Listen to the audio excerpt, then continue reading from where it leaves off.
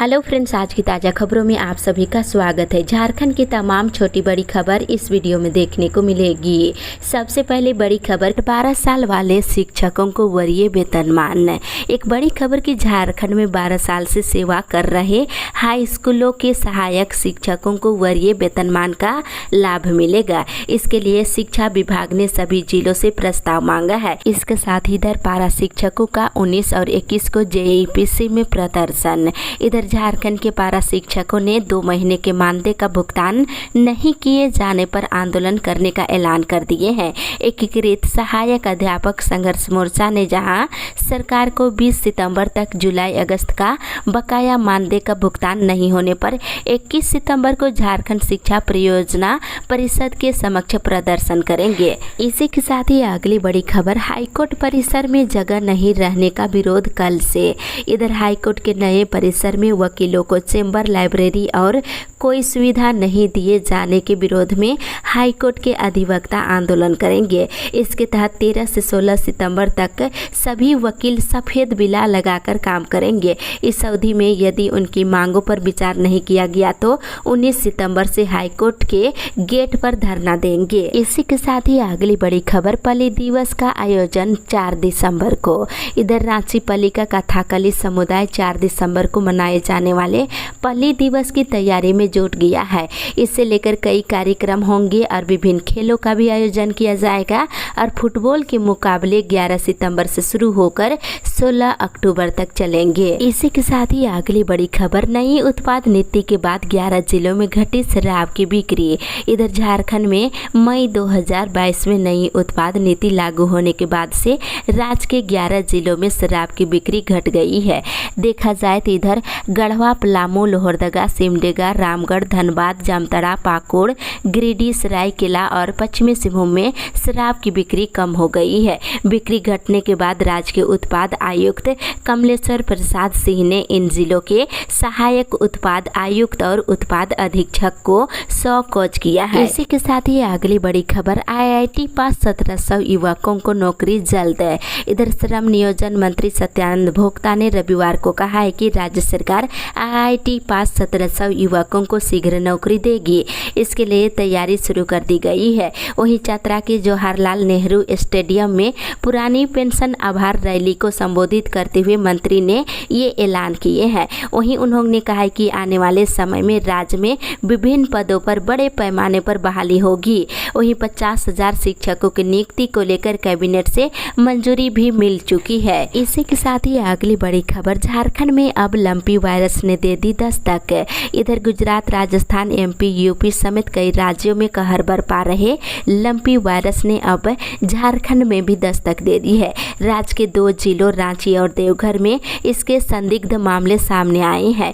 आज sample collect कर जांच के लिए भोपाल भेजा जाएगा। इसके बचाव के लिए एडवाइजरी जारी की गई है। वहीं कृषि मंत्री बादल पत्रलेख ने लंपी वायरस की रोकथाम को लेकर जो भी किया जा सकता है अविलंब करने के निर्देश दिए हैं। इसी के साथ ही अगली बड़ी खबर, झारखंड चैम्बर चुनाव में टीम राहुल ने मारी बाजी। इधर झारखंड चैम्बर की नई कार्यकारिणी के लिए हुए चुनाव के परिणाम रविवार देर रात जारी किया गया है। इसमें राहुल मारू टीम ने बाजी मारी। वहीं मारू टीम के 12 सदस्यों ने जीत हासिल किए हैं। वहीं किशोर मंत्री टीम के 9 सदस्य जीते और शैलेंद्र सुमन गुट के किसी भी प्रत्याशी को जीत हासिल नहीं हो सकी। इसी के साथ ही अगली बड़ी खबर, नियोजन नीति 1932 खतियान के आधार पर बने। इधर झामुमो विधायक लेबुन हेम्ब्रोम ने कहा है कि राज्य सरकार झारखंड की जनता का सौदा करने में तुली है। हम लोग 1932 की बात करते हैं तो गिरिडीह के विधायक विरोध करते हैं। उन्होंने कहा कि हमारी मुख्य मांग 1932 खतियान के आधार पर स्थानीय और नियोजन नीति लागू कराना है। लेबिन रविवार को पुरानी विधानसभा के मैदान में आयोजित महाजुटान में बोल रहे थे। इसी के साथ ही अगली बड़ी खबर, सरकारी स्कूलों में आधे बच्चे कर रहे नियमित कक्षा, होगी जांच। इधर झारखंड के सरकारी स्कूलों में बच्चों की उपस्थिति घट गई है। 50 से 60% बच्चे ही नियमित रूप से स्कूल आ रहे हैं, जबकि करीब 40% बच्चे नामांकन के बाद भी स्कूल नहीं आ रहे हैं। इसको लेकर शिक्षा मंत्री जगन्नाथ महतो ने जांच के निर्देश दिए हैं। इसी के साथ ही अगली बड़ी खबर, राज्यपाल से स्थिति जल्द स्पष्ट करने की दोहराई मांग। इधर मुख्यमंत्री हेमंत सोरेन और उनके भाई दुमका विधायक बसंत सोरेन की विधानसभा सदस्यता पर राज्यपाल रमेश बैस के फैसले को लेकर राजभवन पर अभी भी सबकी निगाहें टिकी हुई है। इस बीच सत्ताधारी दल की ओर से राज्य में जारी सियासी संशय की स्थिति को दूर करने की मांग लगातार जारी है।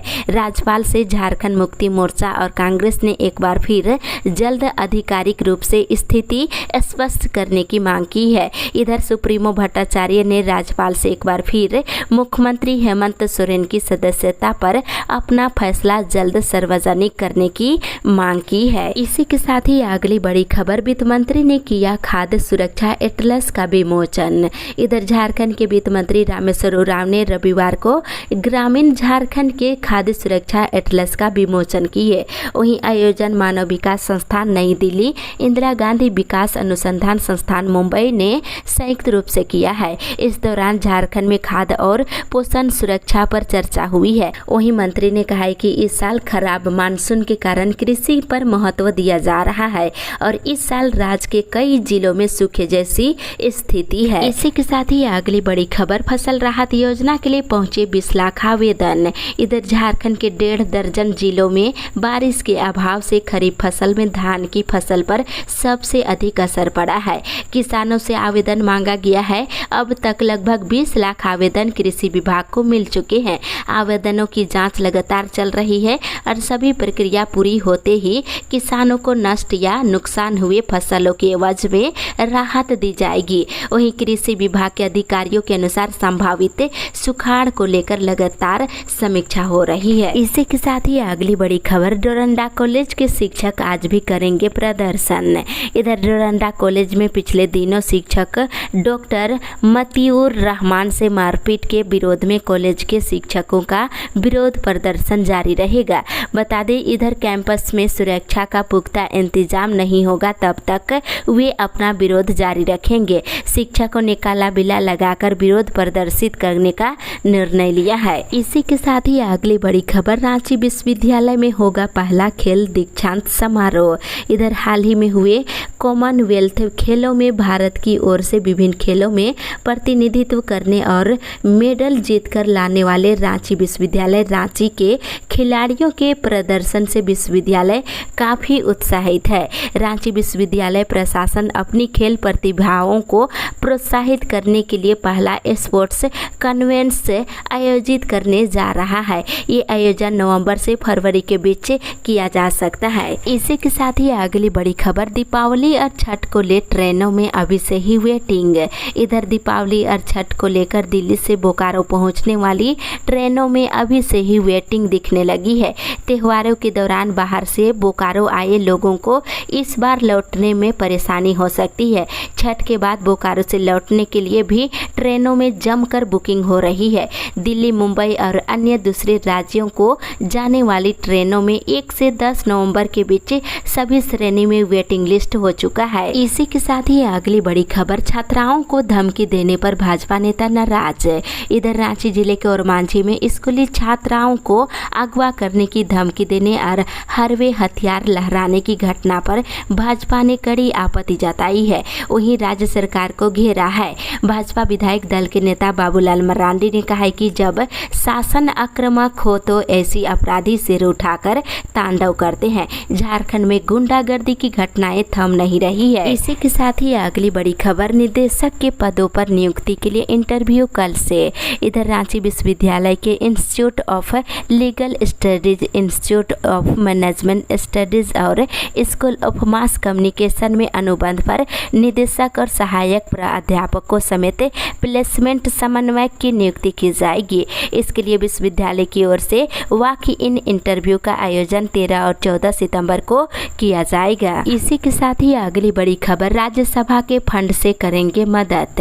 इधर अंजुमन चुनाव कमेटी की ओर से रविवार को अंजुमन हॉल में शपथ ग्रहण समारोह हुआ। इसमें राज्यसभा सांसद महुआ मांझी ने मौके पर कहा है कि स्वास्थ्य, शिक्षा, रोजगार के क्षेत्र में पंच परमेश्वर की भूमिका निभाई है। उन्होंने कहा कि राज्यसभा के फंड से जो भी मदद होगी वे करेगी। इसी के साथ ही अगली बड़ी खबर, धनबाद में धर्म परिवर्तन के नाम पर बवाल। इधर बलियापुर के अमझार गांव में 5 परिवार के 11 लोगों के धर्म परिवर्तन के सवाल पर रविवार को जमकर हंगामा हुआ। साथ ही इधर जनजातियों का धर्म परिवर्तन रोकने के लिए निकाली गई रैली। इधर गिरिडीह जिले में रविवार को जनजाति सुरक्षा मंच की एक रैली रेलवे मैदान से निकाली गई। यहां मुख्य बतौर अतिथि मंच के प्रदेश संयोजक दीपक उरांव ने जनजातियों के धर्म परिवर्तन को रोकने और 1976 के कानून को लागू करवाने की मांग की है। इसी के साथ ही अगली बड़ी खबर, सर्टिफिकेट जांच के नाम पर रोका मानदेय। इधर राज्य प्रशिक्षित सहायक अध्यापक संघ की कल बैठक हुई। इसमें बताया गया है कि सर्टिफिकेट जांच के नाम पर पारा शिक्षकों का मानदेय रोक कर रखने से सहायक अध्यापकों के बीच आर्थिक संकट खड़ा हो गया है, जिसे देखते हुए अविलंब मानदेय भुगतान करने की मांग की गई है, नहीं तो आंदोलन करने का निर्णय लिया गया है। इसके साथ इधर 20 को SECLDP के लिए होगा इंटरव्यू।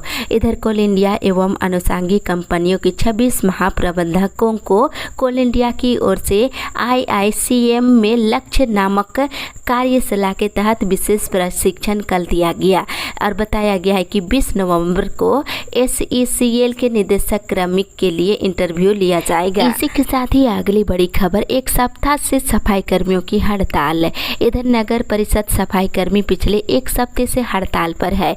इससे शहर में जगह जगह गंदगी का ढेर लग गया है और नियमित सफाई न होने की वजह से लोगों को परेशानी हो रही है। हालांकि नगर परिषद ने तत्काल व्यवस्था के लिए प्राइवेट मजदूरों से काम करा रही है। इसी के साथ ही अगली बड़ी खबर, 17 सितंबर से 2 अक्टूबर तक होगा भाजपा का सेवा पखवाड़ा। इधर भाजपा बोकारो जिला कार्यकर्ता बैठक रविवार को जैना मोड़ में हुई। कार्यक्रम में बताया गया है कि इस दौरान 17 सितंबर से प्रधानमंत्री नरेंद्र मोदी जन्म दिवस से लेकर 2 अक्टूबर लाल बहादुर शास्त्री और महात्मा गांधी की जयंती के अवसर पर सेवा पखवाड़ा के रूप में मनाया जाएगा। इसी के साथ ही अगली बड़ी खबर, सेल कर्मियों को अधिक बोनस दिलाने का काम करेगा संघ।